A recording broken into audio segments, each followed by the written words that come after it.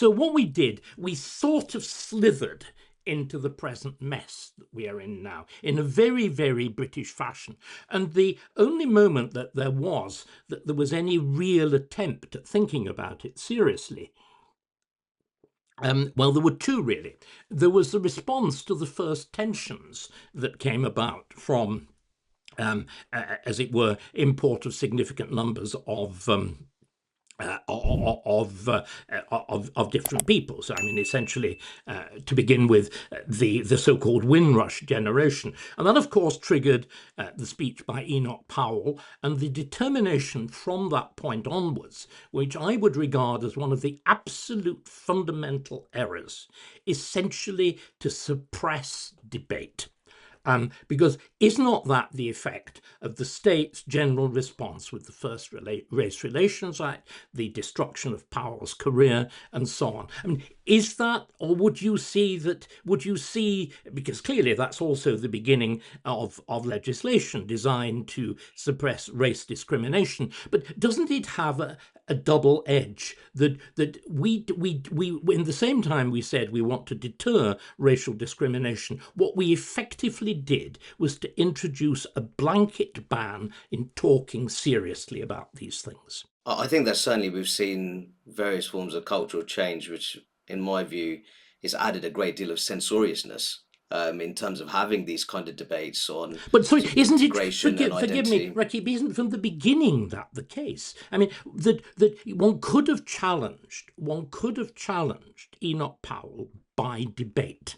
Hmm. People have argued, to the back teeth, that some of the evidence that he introduced might have been faked. Much of it was certainly exaggerated. But there wasn't really an attempt at debate, was there?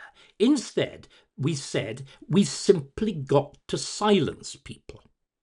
So if again, look at an area in your articles, which is a direct descendant of the problem that we're talking about, which is the question of the extraordinary fact that knife crime is one half a black crime. In other words, if you look at incidents of knife crime in central London, I think I've got my figures right, it's between 40 and 50%. It's black on black, isn't it? And black on white. Oh, no, absolutely. The figures are terrifying. Now, let me just give you an illustration. There are key issues of a particular form of culture, the kind of culture of violence, the culture of material excess, which is embedded and embodied in things like particular forms of drill rap and so on. I talked about these directly and openly in the wake of the 2011 riots, and everybody said, shut up, you're not allowed to talk about it. Can I remind you that the whole business of drill rap was assiduously promoted by the music channels of the BBC, led by the son of a bishop, a man called Tim Westwood? We have Stormzy, one of those who purveys this stuff, just having been given a doctorate of law at the University of Cambridge, and rewarded by, as it were, by being able to create a pure black scholarship at Cambridge. In other words, we've had a culture of lies, a culture of silence around this. People have, ever since the 60s, there's what has happened in the last year, literally the last year or two, ever since Elon Musk walked into the headquarters of Twitter with his sink. There's been, for the first time in more than half a century, some sort of willingness to talk openly. Careers were ruined by a word out of place, weren't they?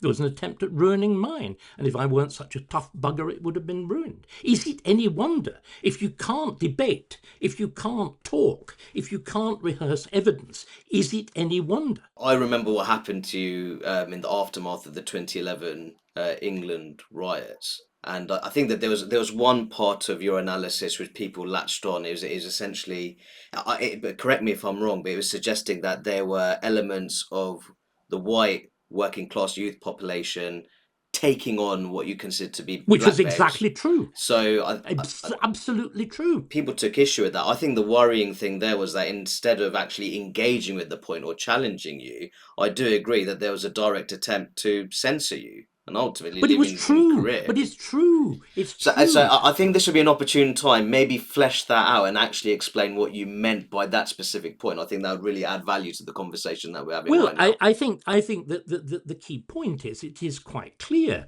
that in many parts of London, and many other of our big cities, as you can tell by the shift of popular accents, that what you yourself describe as a very destructive, intensive, materialistic, and hyper-masculine, hyper-violent quasi-gang cult has become the dominant culture, including that of the native population.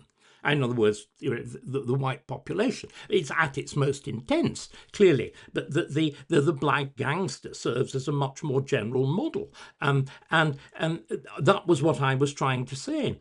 But once again, it was impossible to say it, because ever since going back to Powell, we decided we didn't want to talk about this, and we didn't want to raise the serious questions. So, I mean, can we at least agree that part of the problem has been that we did the opposite of what people who are like us and have a background in serious research, an attempt at serious thinking, which is open, reasoned debate. The only way you can deal with any of these problems is by open, reasoned debate, and the use of terms like racist or fascist or whatever, simply to silence, is one of the reasons that we're in the catastrophic mess that we're in now. Would we agree with that? I think we could be in complete agreement with that. And I think that just to build on that point, I think there'll be some people who'd also offer the view. So, in my view, the Black Caribbean experience has actually been a quite depressing one, in my It's been opinion. I dreadful, think hasn't it? it's been dreadful. And I think that,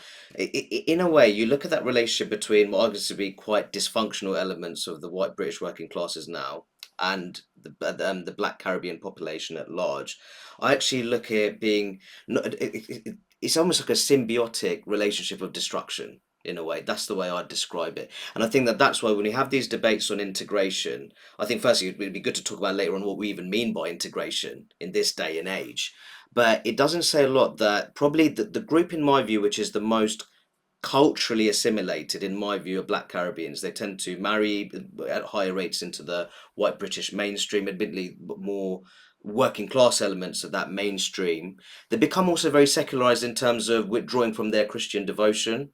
I think so, certainly when you compare that to many Black African ethnic groups. And I don't think the result of that has been very good. So, in some ways, the argument you made with the 2011 England riots was that there are white working class youths who are adopting these Black behaviours. But I also think, in a way, with Black Caribbeans, in a way, they become so hyper integrated into, which were, in my view, already quite unstable elements. We're not talking about traditional working class elements of the white British population, but more dysfunctional elements, which were already, you were seeing them being almost trapped in this cycle of welfare dependency, which you were talking about earlier on. So I think what we're seeing here is that it's not so much that that process is one-sided, but it's symbiotic in that destruction. I Would think you that's a say very good that? way. I think that's agreed, an excellent way of putting it.